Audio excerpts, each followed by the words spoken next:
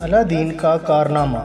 پیارے بچوں، بہت عرصہ پہلے کی بات ہے، ملک شام پر بادشاہ یوسف حکومت کیا کرتا تھا۔ اس کی بیٹی شہزادی سلمیٰ بہت خوبصورت تھی اور اس کے حسن کے چرچے دور دور تک تھے۔ کئی ملکوں کے شہزادے اس سے شادی کرنا چاہتے تھے، لیکن ابھی شہزادی کا شادی کرنے کا کوئی ارادہ نہ تھا۔ انہی دنوں ایک جادوگر مرجان فضا میں اڑتا ہوا جا رہا تھا اور اس وقت شہزادی سلمیٰ اپنے محل کی چھت پر بیٹھی تھی۔ اس کے ساتھ اس کا پالتو شیر بھی تھا۔ وہ اس سے ہنس ہنس کر باتیں کر رہی تھی۔ جادوگر مرجان کو وہ بہت اچھی لگی اور اس نے فیصلہ کیا کہ وہ شہزادی کو اپنے ساتھ لے کے ہی جائے گا۔ وہ نیچے آ گیا اور اس نے جادو سے ایک گھوڑا بھی منگوا لیا، جس پر وہ سوار ہو کر محل کے سامنے پہنچ گیا۔ دربانوں نے اس سے پوچھا کہ وہ کون ہے، تو اس نے جواب دیا، میں توران سے آیا ہوں اور تمہارے بادشاہ کے لیے اپنے بادشاہ کا ایک پیغام لے کر آیا ہوں، مجھے اس سے ملواؤ۔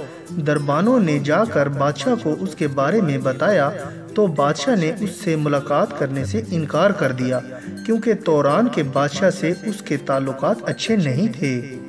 بادشاہ کی بات سن کر جادوگر مرجان کو بہت غصہ آ گیا اور اس نے اپنا کوڑا نکال کر سب لوگوں کو مارنا پیٹنا شروع کر دیا۔ اس دوران شہزادی سلمیٰ چھت سے اترنے کے بعد محل کے پچھلے دروازے سے باغ میں آ چکی تھی۔ بادشاہ اس کے پاس پہنچ گیا اور بولا، میں نے توران سے آنے والے آدمی سے ملاقات کرنے سے انکار کر دیا ہے، کیونکہ توران کے بادشاہ سے ہمارے تعلقات خراب ہیں۔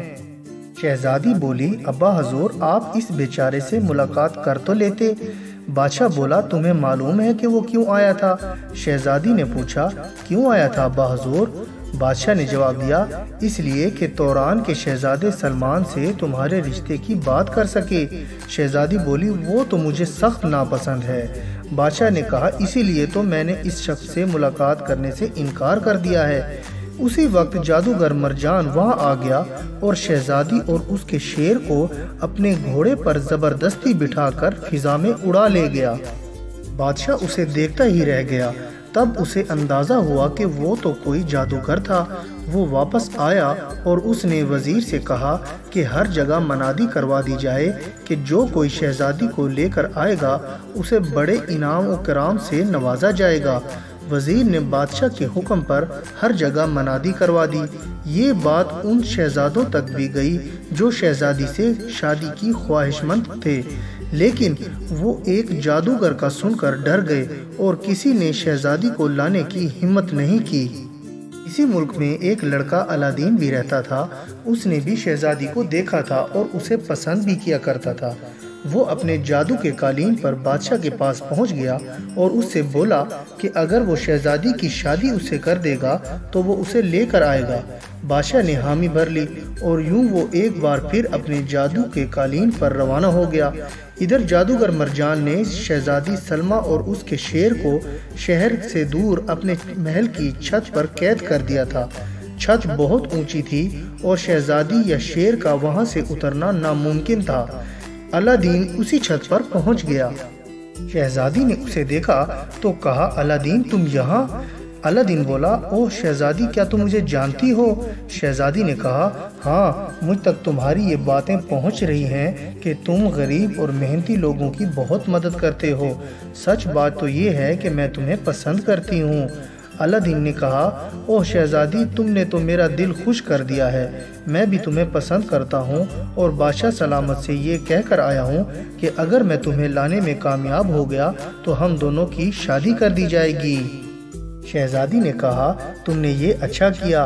میں نے ابا حضور سے تمہاری اور اپنی شادی کی بات اس لیے نہیں کی کہ وہ تمہیں پسند نہ کرتے، کیونکہ تم ایک غریب لڑکے ہو، لیکن اب ہماری شادی کی صورت نکل آئی ہے۔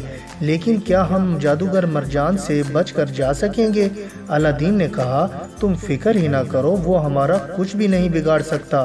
شہزادی نے کہا، جلدی سوچو الادین، وہ بڑا خطرناک جادوگر ہے۔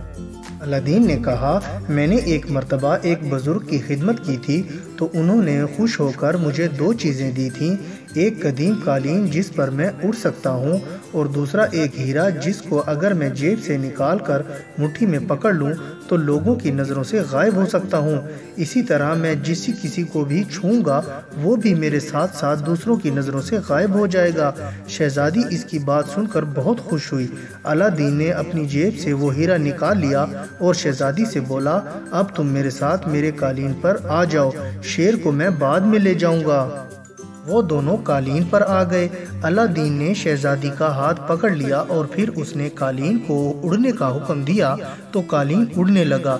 جادوگر مرجان بھی اسی وقت وہاں آ پہنچا، لیکن وہ ان لوگوں کو دیکھ نہیں سکتا تھا۔ البتہ شیر وہاں موجود تھا جو کہ اس کے کسی کام کا نہیں تھا۔ شہزادی فضا میں اڑتے ہوئے بہت حیران اور خوش تھی کیونکہ اس سے پہلے کبھی بھی وہ اس طرح نہیں اڑی تھی۔ الادین نے اسے محل میں لے آیا۔ سب ہی لوگ شہزادی سے مل کر بے حد خوش ہوئے، لیکن شہزادی اپنے شیر کی وجہ سے بہت اداس تھی۔ الادین اپنے قالین پر جا کر شیر کو بھی لے آیا۔ شہزادی بہت خوش ہوئی۔ ادھر جادوگر مرجان یہ سوچ کر ڈر گیا کہ شہزادی مجھ سے بھی بڑی جادوگرنی ہے۔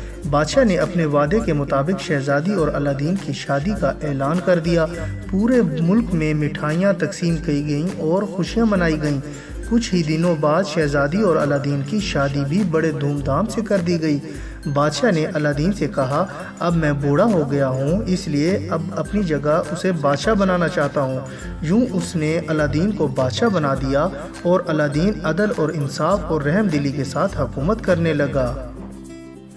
اور بچوں، میں امید کرتا ہوں کہ آپ کو میری یہ کہانی پسند آئی ہوگی اور آپ اس کو لائک، شیئر اور کمنٹس بھی کریں گے۔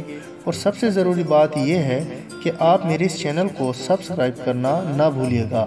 اس سے آپ کو میری نئی کہانیوں کا بھی پتہ چلتا رہے گا۔